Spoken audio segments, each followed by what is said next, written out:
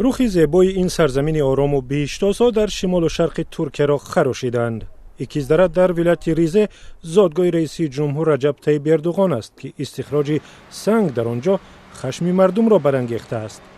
باید از اینجا برای بنیاد یک بندر در بحر سیاه 20 میلیون تن سنگ برند.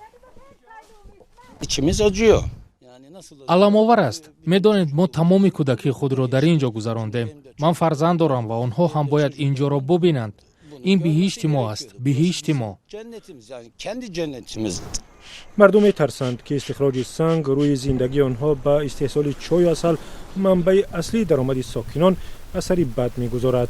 گرد و غبار از کان، صدای ترکش مواد ترکنده و ماشین‌های بزرگ هوا و فضای دره را آلوده می‌کنند.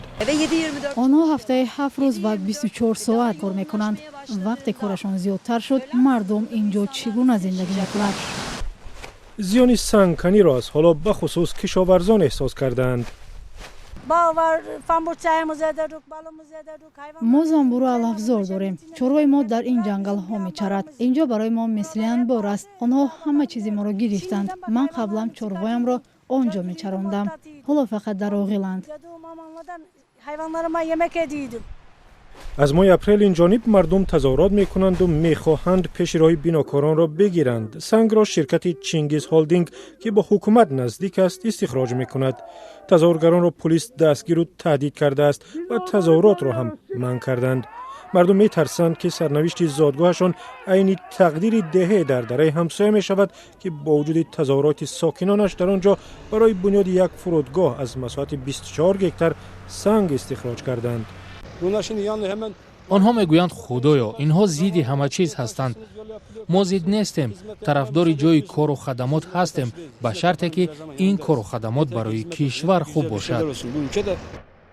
پافشاری اردوغان برای اجرای طرح‌های عظیم در ترکیه زیر ذره بین است. کارشناسان نگران عاقبت‌های طرح‌ها برای محیط زیست هستند.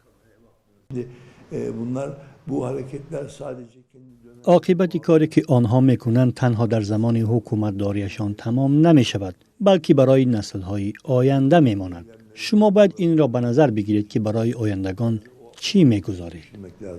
یعنی arkasında ne bırakıyorsunuz؟